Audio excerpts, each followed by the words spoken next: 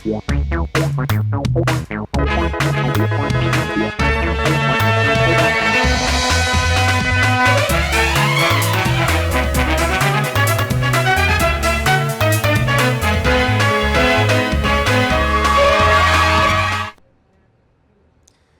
मेरा नाम है जयंती झा और आप देख रहे हैं राष्ट्रीय समाचार और हमारी खास पेशकश सवाल धारदार।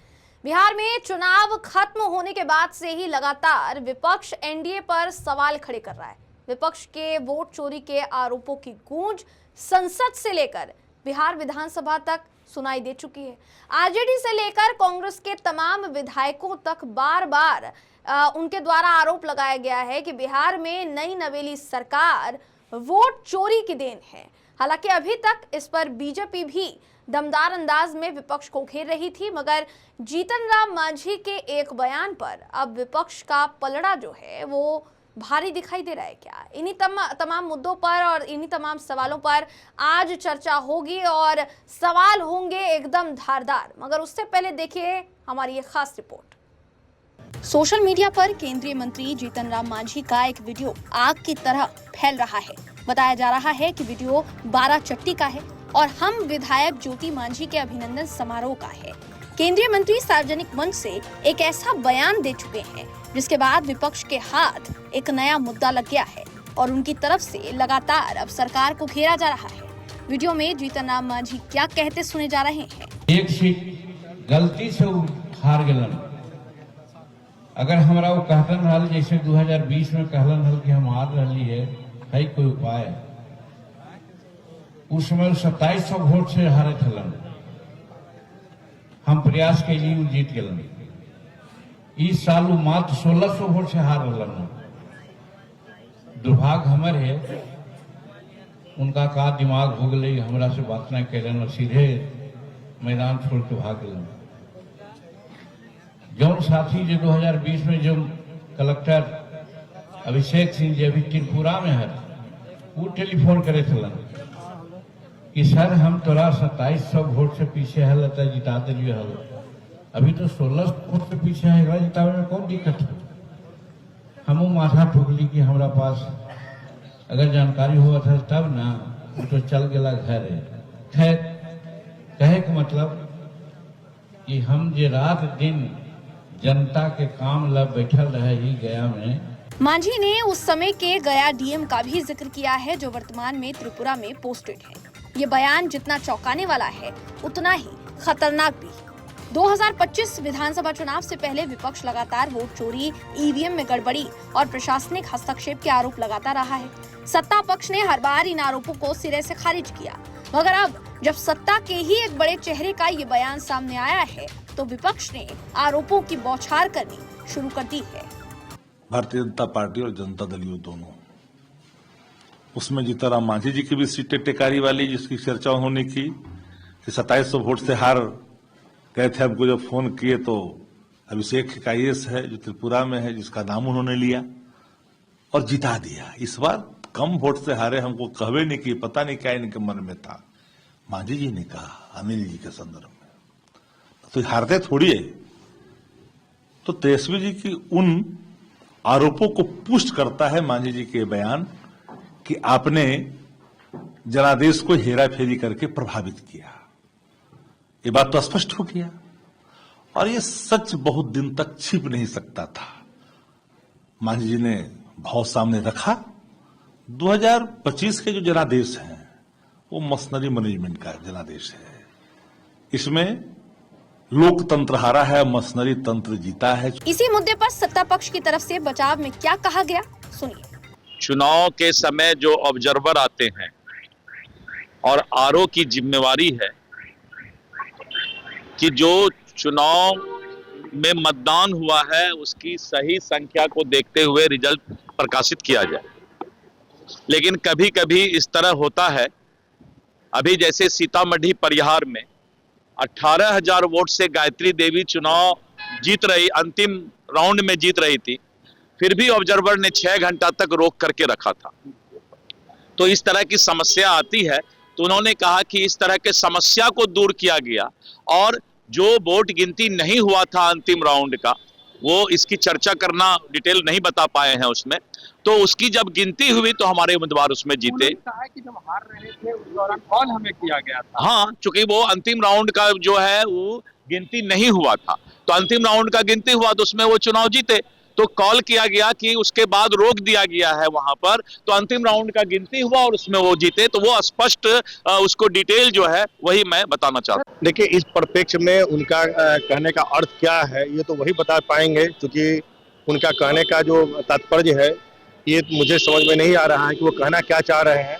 मुझे लग रहा है कि इस पे विशेष रूप से वही बता पाएंगे। तो एक तरफ सत्ता पक्ष द्वारा बचाव किया जा रहा है, वहीं विपक्ष ने सत्ता पक्ष के खिलाफ मोर्चा खोल दिया है। अब देखना ये होगा कि आने वाले दिनों में सरकार को विपक्ष इस मुद्दे पर कितना घेरता है। ब्यूरो रिपोर्ट, राष्ट्रीय समाचार। जी, तो जीतन राम मांझी का ये जो बयान है अब सत्ता के गलियारों में हड़कंप मचा चुका है। आपकी जानकारी के लिए बता दें कि इसी मुद्दे पर आज हमारे साथ हमारे इस कार्यक्रम में कुछ मेहमान जुड़ रहे हैं। हम पार्टी से हमारे साथ अनिल जी जुड़ रहे हैं, वहीं कांग्रेस से नदीम अख्तर जी जुड़ रहे हैं और अनुज जी राष्ट्रीय जनता दल से जुड़ रहे हैं। तीनों का बहुत बहुत स्वागत है आज के इस कार्यक्रम में। यहाँ देखिए, सवाल जो है वो सीधा सीधा है कि जिस तरीके से जीतन राम मांझी का बयान सामने आया है, हम पहला सवाल तो मैं अनिल जी से ही पूछूंगी कि जो बयान सामने आया है, इस बयान को क्लैरिफाई कैसे कर पाएंगे? क्या जवाब है आपके पास इस बयान का? देखिए जयंती जी, ये जीतन राम मांझी बहुत छोटे खिलाड़ी नहीं है। वो काफी अनुभव कर चुके हैं और लगभग 6-7 बार विधानसभा चुनाव लड़ चुके हैं और उनको अनुभव है, पता है काउंटिंग कैसे होती है, क्या होती है और किस हद तक इंतजार करना होता है। जीतन राम मांझी जी का सिर्फ इतना ही कहना था कि अगर विधायक जी रुक जाते लास्ट काउंटिंग तक तो कुछ परिणाम और हो सकता था, क्योंकि वोटों की गिनती लास्ट तक होती है और जो वो इसलिए वो बता रहे थे और इसी संदर्भ को वो बोल रहे थे। जयंती जी जी, आपका यही जवाब है इसके ऊपर, और ये जो जवाब है ये बेशक विपक्ष के लिए संतोषजनक जो है वो नहीं नजर आ रहा है। मैं सीधा अनुज जी से सवाल करूंगी। अनुज जी, जो जवाब दे रही है भारतीय जनता पार्टी या फिर हम पार्टी के आज नेता भी जुड़े हैं हमारे साथ, क्या संतुष्ट हैं आप लोग इस जवाब से? देखिए जयंती जी, मेरी आवाज पहुंच रही है? जी बिल्कुल बिल्कुल, बोलिए। देखिए, बिल्कुल यह बहुत खतरनाक बयान है और हम लोग अगर जिस आरोप को लगाते आ रहे हैं, जिस सच्चाई की बात हम करना चाहते हैं, ये हमेशा हमें जो कि उसका विरोध करते हैं और झूठ फैलाने में माहिर हैं। लेकिन आज जो जीतन राम मांझी का बयान है वो एक तरह से कहिए सिर्फ बयान नहीं है, हत्यारा खुद खड़ा होकर अपना जुर्म कबूल कर रहा है कि हमने लोकतंत्र की हत्या की है। इनके बयान तो बिल्कुल स्पष्ट है ना, वो तो साफ कर रहे हैं कि पिछली दफा टेकारी के विधायक अनिल जी 27,000 वोट से हार रहे थे। जब हमें सूचना मिली तो वहां के डीएम, नाम भी तो बता रहे हैं, अभिषेक जी को फोन किया और उन्हें जिता दिया गया। इस बार अगर वो फोन करते तो 1600 वोट से जिता देना कौन बड़ी बात है। तो ये तो एक सिंपल एक जगह की बात की है। पिछली बार भी हमने कहा था, इसके पहले 20वें वाले चुनाव में हमने कहा कि 12 सीटों पर हमें जो कि बहुत कम मार्जिन, 1000 वोट के कम मार्जिन से हमें हराया गया। इस बार भी क्या हुआ, कई जगह ऐसे जगह है ना जहां पे आपने देखा होगा कि पोस्टल बैलेट की काउंटिंग नहीं हुई। नबीनगर में क्या हुआ, 112 वोट से जिता दिया गया, 132 वोटों का जो कि काउंटिंग इन्होंने नहीं किया। अगयामा में क्या किया, 95 वोट से है जो कि जिता दिया गया और 175 वोट की काउंटिंग नहीं की गई। इसी तरह से तमाम जो आरोप हैं वो तो बिल्कुल सामने आ गया ना। अब लोकतंत्र में बचा क्या है बताइए। हम लोग बार बार कह रहे हैं कि अगर इस तरह ना होगी तो लोकतंत्र कहाँ बचेगा। लोकतंत्र के हत्यारा लोग हैं ये, और हमेशा चुनाव जो लगातार इधर जीत रहे हैं। और राहुल गांधी जिन सच्चाइयों को सामने लाया अपने पीपीटी माध्यम से, उसका तो एक तरह से कहिए तो सपोर्टिंग बयान है ना। कल तक तो ये आरोप लगाते थे कि विपक्ष है, जो विपक्ष के पास कोई आधार नहीं है बोलने का। अब क्या बचा है, इसी बात को तो हम लोग कह रहे थे। आज उनके गठबंधन में शामिल जीतन राम मांझी छोटा नेता तो है नहीं, बिहार की राजनीति में और देश के राष्ट्रीय स्तर के मंत्री हैं, वो कैबिनेट मंत्री हैं। उनके बयान को हल्के तरीके से लीजिएगा क्या? वो तो बताइए कि वो अपने इंटरनल लोगों के पास है जो कि इस तरह की बात स्वीकार कर रहे थे और बात लीक हो गई, तब जाकर सच्चाई पता चली है। सच्चाई नहीं छुपेगी ना, धीरे धीरे सारी बातें आपके माध्यम से और इन्हीं के नेताओं के माध्यम से सामने आएगी। जैसे कि प्रधानमंत्री जब कहे थे कि 15 लाख सबके अकाउंट में आ जाएंगे, इन्हीं के नेता अमित शाह जी ने कह दिया था जुमला है। तो कुल मिला के कहीं ना कहीं जो सच्चाई है वो छुप नहीं सकती है। मैं बार बार कह रहा हूँ कि इनका जो जनादेश है वो ईमानदार जनादेश नहीं है। जनता का वोट की लूट हुआ है हर एक अलग अलग तरीके से, हर एक बूथ पर है जो कि लोगों ने अलग अलग समीकरण बिठाया है। आपने देखा ना, चुनाव आयोग का डाटा देख लीजिए, बिहार में जो कुल वोटर मतदाता की सूची है, कितने वोट पड़े उसमें 3 लाख का अंतर था। तो कुल मिला के हम लोग तो बार बार कह ही रहे हैं ना, ये मशीनरी दुरुपयोग करके जो चुनाव जीतने वाले लोग हैं। और चाहे महाराष्ट्र का चुनाव हो, चाहे हरियाणा का चुनाव हो, बिहार तो खैर अभी देख ही रहे हैं आप। अगर जितना बड़ा इनके पास जनादेश मिला है, उस जनादेश का मतलब समझते हैं, हर दूसरा आदमी वोट दिया हो। आप चले जाइए, फील्ड रिपोर्ट कर लीजिए ना, लोगों का तो यही जुबान पे, भाई वोट इतना आया कहाँ से, का मतलब है कि इन्होंने दुरुपयोग किया। अगर मैं तो कहता हूं कि अगर इसकी सच्चाई से जांच कराई जाए तो सारा का सारा सच्चाई है जो कि आप सबके सामने होगा। हम लोग बार बार आरोप लगा रहे हैं कि चुनाव आयोग और सत्ता पार्टी की मिली भगत जो लोकतंत्र के लिए बहुत ही खतरनाक है। बताइए, जब लोकतंत्र में वोट की चोरी हो जाए तो फिर बचता क्या है आपके पास? और उसमें नहीं, ये जयंती जी, अगर हमने लोकतंत्र का वो किया होता तो हमारे एक भी विधायक, मतलब जितने भी विधायक जीते हैं, सुन लीजिए ना मेरी बात, 25,000 से 20,000 से ऊपर के वोटों में जीते हैं। ठीक है, कोई भी विधायक मेरा उठा लीजिए, ये 20,000 से ऊपर का वोट से जीते हुए हैं। और यहाँ पे मतलब कर रहे कि 2018 वोट की चोरी हो गई है। अनिल सवाल है ना हमारा अनिल जी, मैं आप तक आऊंगी, दोबारा आऊंगी। जो आरोप राष्ट्रीय जनता दल लगा रही है, आरजेडी लगा रही है, उस पर भी आगे हम बात करेंगे। पहले जनता दल लगा रही है, आरजेडी लगा रही है, मैंने बताया, वो बता रहे हैं कि पोस्टल वोट का जो काउंटिंग होता है वो लास्ट में होता है जी, वो खुद बता रहे हैं। तो हम वही कहना चाहते हैं, जीतन राम मांझी जी का भी वही अंदेशा था। बिल्कुल वही मैंने स्टार्टिंग में भी पूछा ना आपसे शुरुआत में ही मेरा एक सवाल था, और बहुत ही सीधा सवाल था, बहुत धारदार सवाल था कि आपके द्वारा ये कहा गया कि वो अनुभवी नेता है। तो अनुभवी नेता की तरफ से इस तरीके का बयान सामने आना कि डीएम जो है उनको कॉल गया और उसके बाद जो है प्रत्याशी को जो है वो जीत गए। जयंती जी सुनिए, वो बातें क्या हुई नहीं हुई वो ठीक है, लेकिन ये कमोबेश यही फाइनल रिजल्ट है कि पोस्टल वोट का जब तक काउंटिंग नहीं होता है तब तक कैंडिडेट को वेट करना होता है। और इस संदर्भ में बात हुई होगी डीएम से या किसी और से बात हुई होगी, तो इसमें क्या कौन सी बड़ी बात हो गई? जी नदीम जी, आप लोग मुद्दा बना रहे हैं इस पूरे मामले का, ऐसा कुछ है नहीं इस मुद्दे में जो तूल दिया जा रहा है, ये कहना है बिल्कुल सही बात है। नदीम जी जवाब दीजिए, कांग्रेस के प्रवक्ता जुड़ रहे हैं जी। नदीम जी देखिए, ये लोग झूठे लोग हैं, जुमलेबाज लोग हैं, अपनी ही बातों से पीछे हटने वाले लोग हैं। आज जिस सफाई के साथ जीतन राम मांझी जी ने जिस बात को कही है, उन्होंने ना केवल स्वीकारा है बल्कि तत्कालीन डीएम का नाम लेते हुए और वर्तमान में वो कहां पर पदस्थापित हैं उस बात को कही। ये पूरी तरीके से हमारे उन बातों को साबित करता है कि लोकतंत्र की हत्या ये लोग कर रहे हैं। ये लोग लोकतंत्र के हत्यारे हैं। चुनाव आयोग के साथ मिलकर के जनता के अधिकारों और जनता के मतों का दुरुपयोग कर रहे हैं। जीतन राम मांझी जी के बयान से आपकी नाकामियां नहीं छिपेगी भाई मेरे।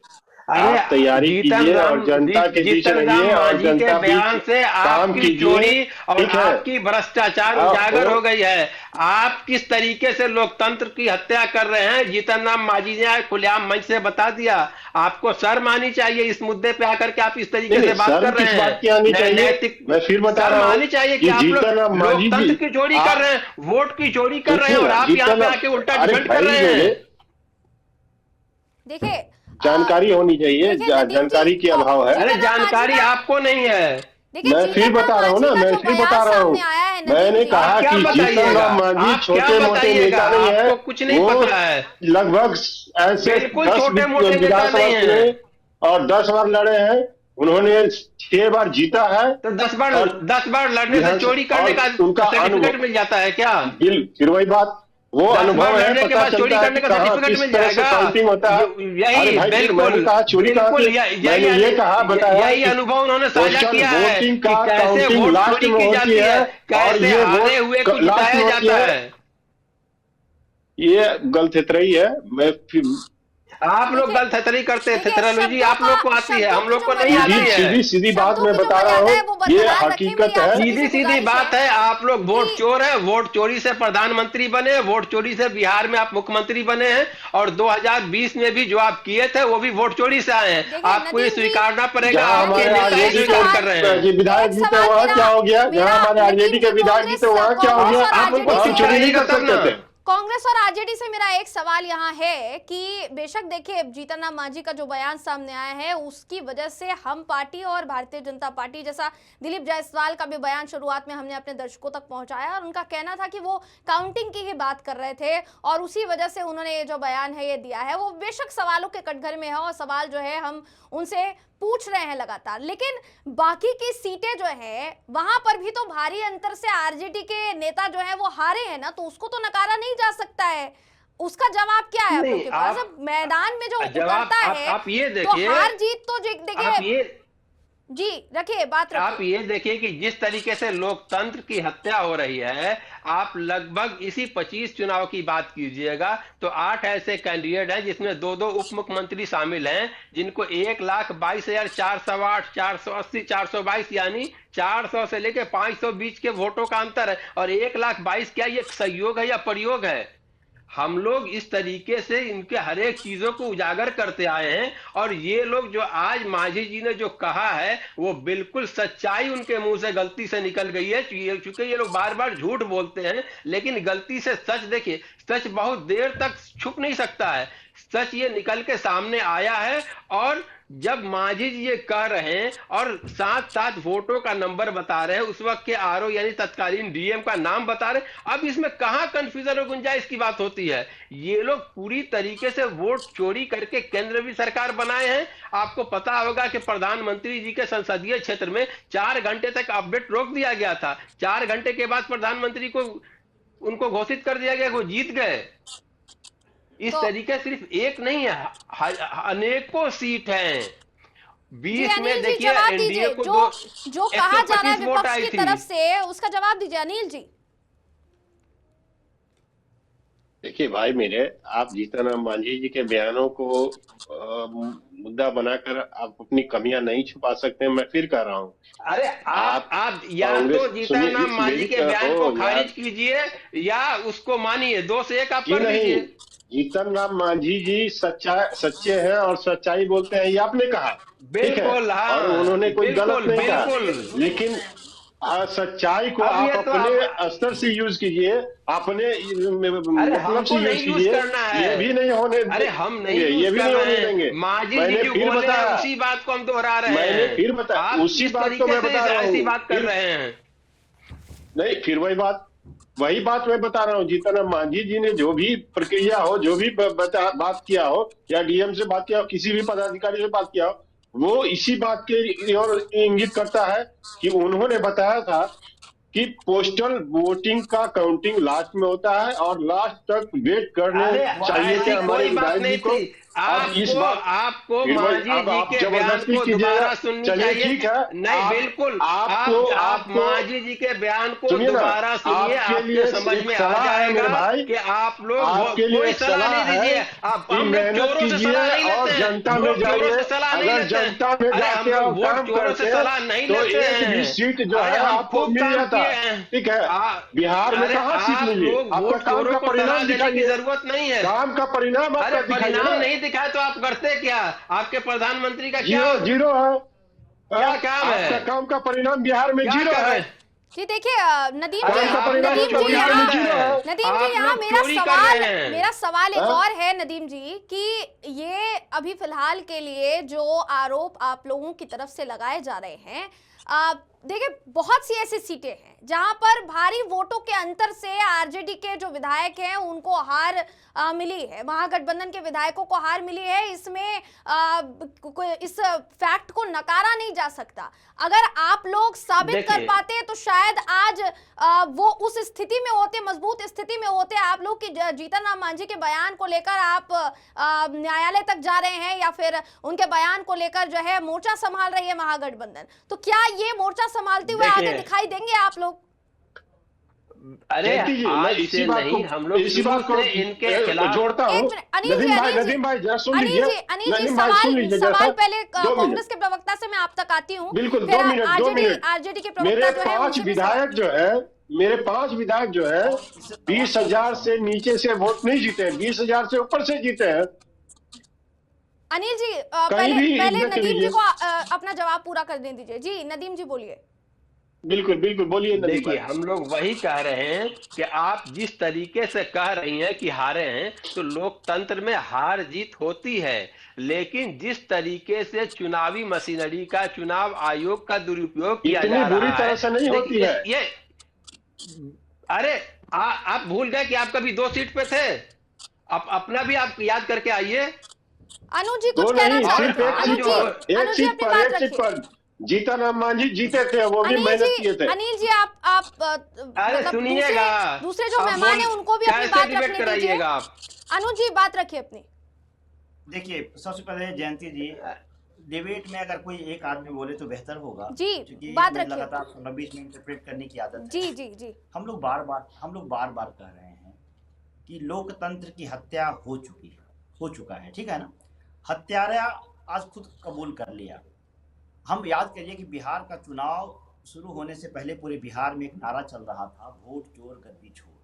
यह नारा क्यों चल रहा था, इसके तह में देखिएगा कि राहुल गांधी का एक प्रेस कॉन्फ्रेंस था, पीपीटी प्रेजेंटेशन के साथ उन्होंने सब कुछ बताया था कि महादेवपुर में क्या हुआ, 32,000 से जीता, जबकि उसमें 1 लाख अतिरिक्त वोट पाए गए, है ना। 12,000 वोटर एक जगह से ज़्यादा जगहों पे जो कि शामिल वोटर लिस्ट में किए गए थे, एक ही नाम के। 40,000 वोटर के पते फर्जी थे। 10,400 ऐसे थे जो एक स्थान से एक मकान में 40,000 है, जो कि 40,000 वोटर एक मकान में थे। ऐसी संख्या लगभग 10,400 थे।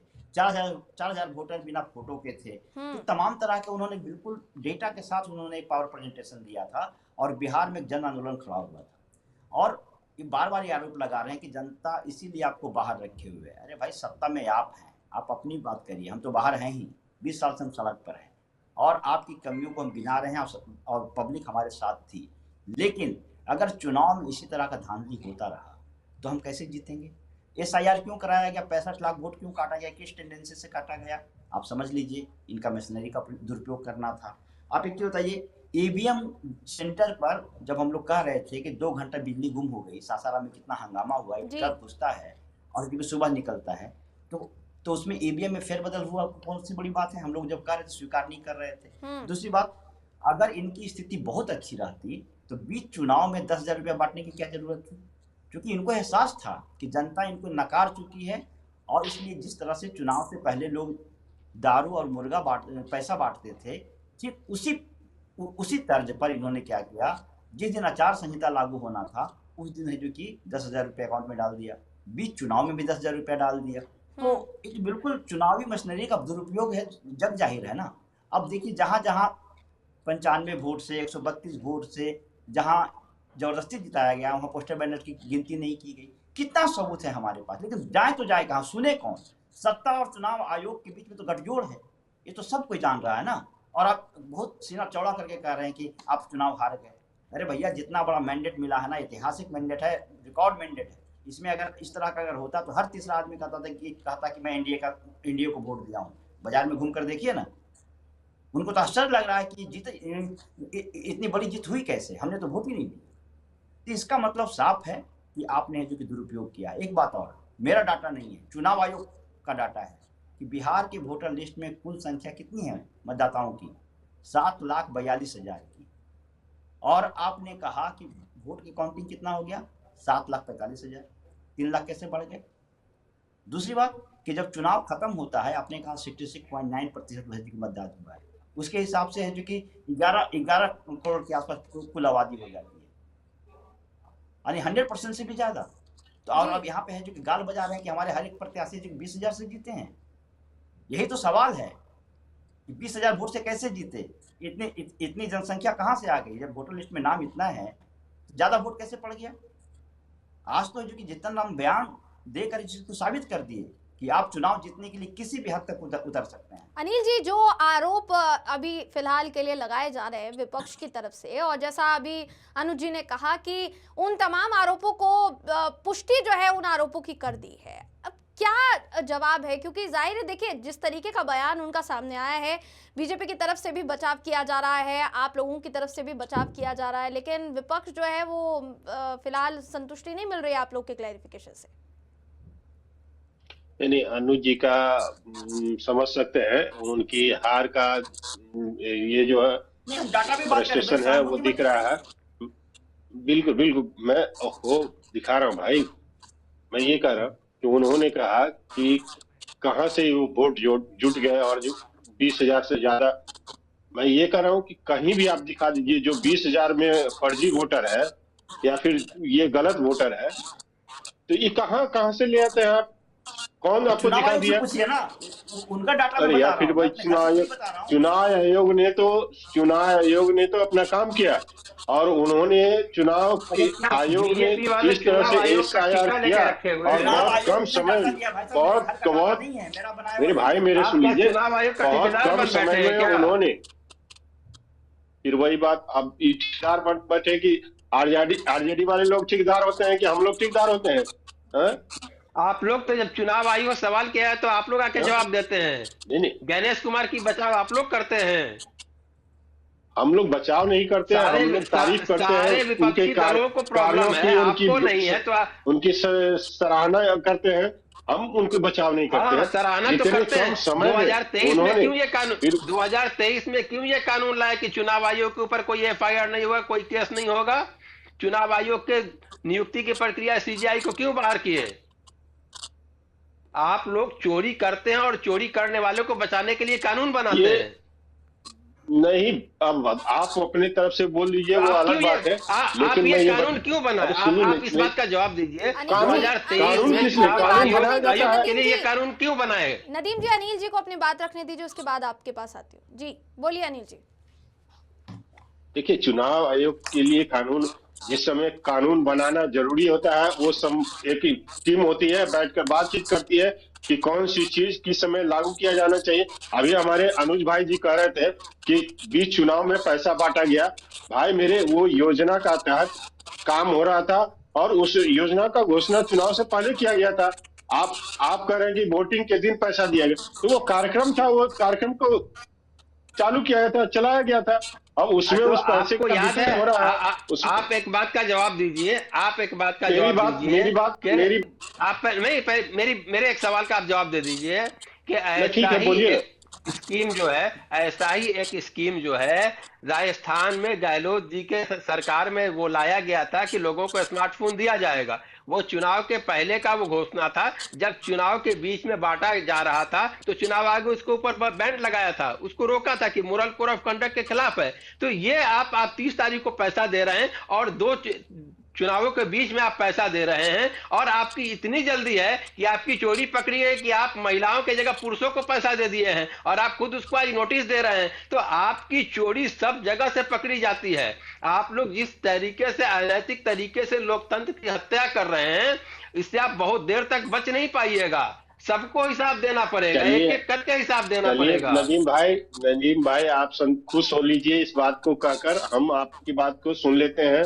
लेकिन कहीं भी महिलाओं के जगह पर पुरुषों को पैसा नहीं दिया गया, नहीं गया है, ये हकीकत है। आप अपना व्हाट्सएप नंबर दीजिए, मैं आपको भेजता हूँ।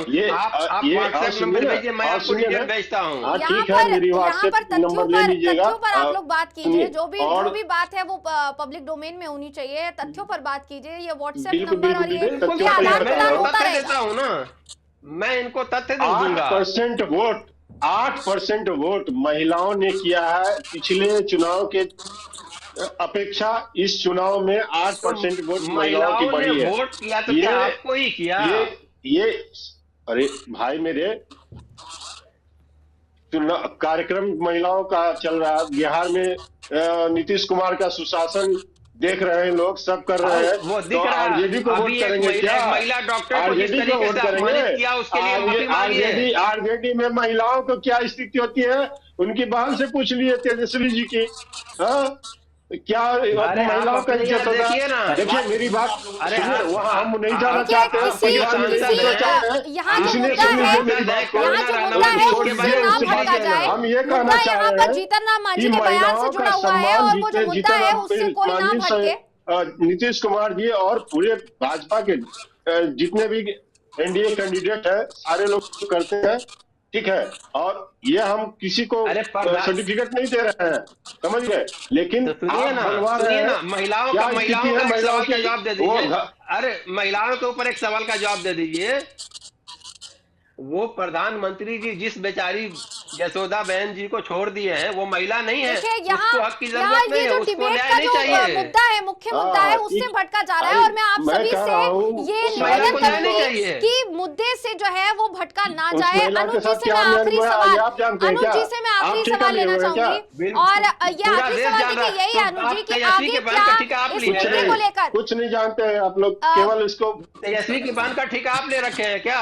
अनुज जी से मेरा सवाल है, आप ये दोनों से पूरी दुनिया देख रही है, गुजारिश है सारे कि लोग देख संयम रहे हैं। जो है वो बनाए रखे, डिबेट में पूरी संयम ना दुनिया खोएं। नहीं देख रही है। अनिल मीडिया जी में और आया हुआ नदीम है, जी। मीडिया में आया हुआ है ये सारी बातें। अनिल जी और नदीम जी, जो बात मैं कह रहा हूँ वो अनिल मीडिया में जी नहीं है और क्या? नदीम जी, आप दोनों से गुजारिश है कि बिल्कुल आप नहीं है। दोनों इस नियम का जो है डिबेट के कहीं कुछ दूसरे नियम दुनिया में होते रहते हैं, हैं। उसका आप थोड़ा पालन करें और संयम जो है वो बनाए रखें। अनुज जी, आखिरी सवाल मेरा आपसे ही होगा कि ये जो मुद्दा, इतना बड़ा मुद्दा सामने आया है, इसको लेकर विपक्ष की तरफ से कई तरीके के सवाल तो खड़े किए जा रहे हैं, लेकिन क्या आप लोगों की तरफ से कोई ऐसा ठोस कदम देखने को मिलेगा? क्योंकि सवाल कई पूछते हैं आप लोग, लेकिन फिर वो ठंडे बस्ते में चला जाता है। देखिए ज्योति जी, मैं बार बार कह रहा हूँ, जयंती। यह सवाल हम लोग आज से देखिए जयंती जी, यह सवाल आज आप कर रही हैं, लेकिन इस सवाल को लेकर हम पिछले चुनाव से पहले भी सड़क पे थे, जनता के बीच में थे। जनता ने इस मुद्दा को स्वीकार भी किया, और देखे होंगे कि एक जनसैलाब के रूप में जो कि बिहार की सड़कों पे दिखाई दिया, वोट चोर गद्दी छोड़ के नारों के साथ।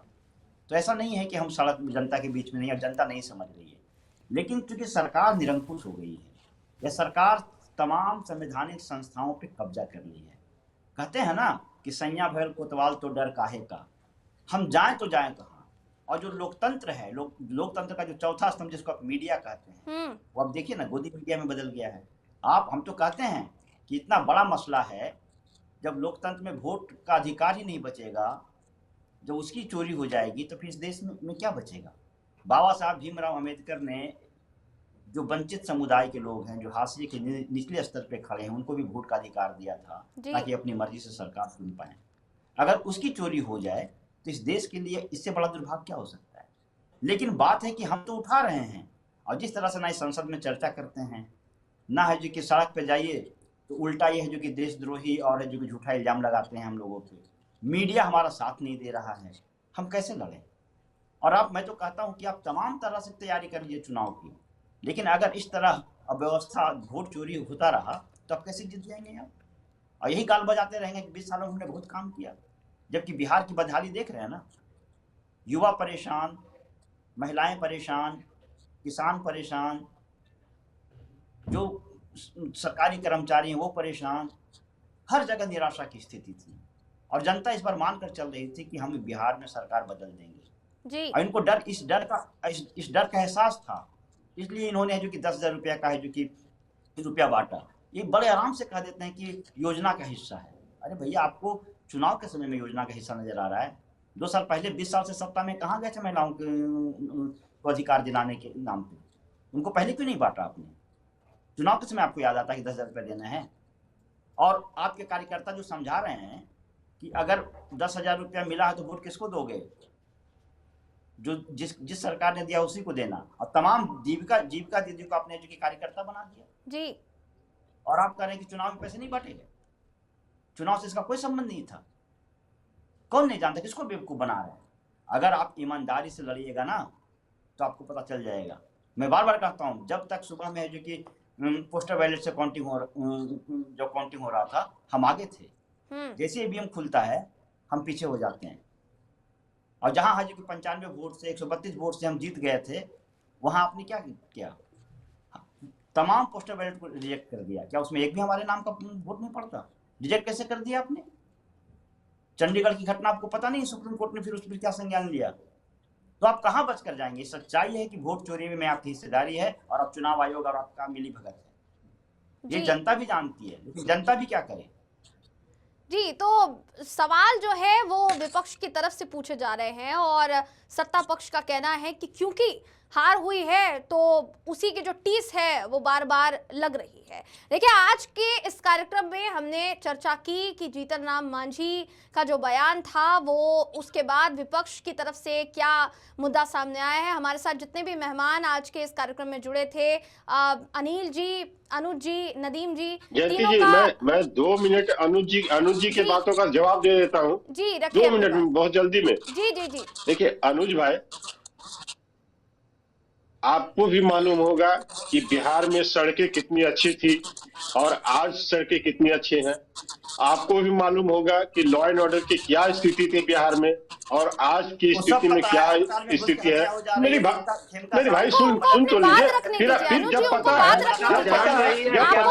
फिर क्या है? नहीं, जब पता है तो क्यों ऐसी बातें कर रहे हैं कि जनता को ये पता है, वो पता है, बेवकूफ बना रहे हैं। सब पता है 20 सालों में आपने क्या किया। जब सब पता है, सब चीजें पता है कि ये चीज हुई है, तो कैसे कह रहे हैं कि जनता को बेवकूफ बना रहे हैं? जनता बुद्धिमान है, जनता बेवकूफ नहीं बनती है और जनता को सब पता है कि कौन काम करने वाला है और कौन काम नहीं करने वाला है। जी, मैं कार्यक्रम मैंने ये बताया, मेरी बात सुन लीजिए ना। की समाप्ति करूं उससे पहले नदीम जी थोड़े ही शब्दों में अपनी बात जो है वो पूरी कीजिए। जी नदीम जी बोलिए। बिल्कुल, मैं ये कह रहा हूं कि आज की जो परिस्थिति है वो ये लोकतंत्र का हाल हो गया है कि मेरा कातिल ही मेरा मुंशी बना बैठा हुआ है। कल तक हम जनता के बीच जाके लड़ते थे, आज चुनाव आयोग से हमको लड़ना पड़ रहा है, हर एक संवैधानिक संस्थाओं से हमको लड़ना पड़ रहा है, क्योंकि सबके ऊपर इन्होंने कब्जा करके रखा हुआ है, लोकतंत्र की इन्होंने हत्या करके रखी हुई है। इसलिए विपक्ष को थोड़ी मुश्किल जरूर हो रही है,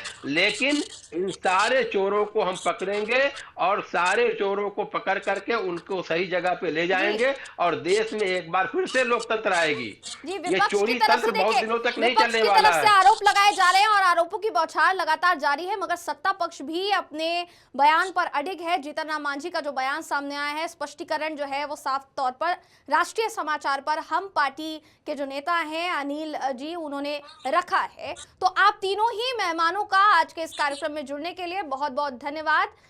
कोशिश रहेगी कि आगे भी ऐसे ही मुद्दों पर आपके साथ चर्चा जो है वो हो। तो आज जैसा आपने देखा कि जीतन राम मांझी का ये जो बयान है, एक बयान उसने सियासी हलकों में बवाल मचा दिया है। देखने वाली बात यही होगी कि ये जो पूरा मुद्दा है आगे कितना उफान मारता है और कितनी राजनीति इस पर होती है। आज सवाल धारदार में सवाल हुए एकदम धारदार। अगले एपिसोड में फिर किसी ऐसे ही मुद्दे पर सवाल होंगे बिल्कुल धारदार। फिलहाल आज के इस सवाल धारदार कार्यक्रम में बस इतना ही। फिर मुलाकात होगी किसी ऐसे ही विषय के साथ। तब तक के लिए नमस्कार।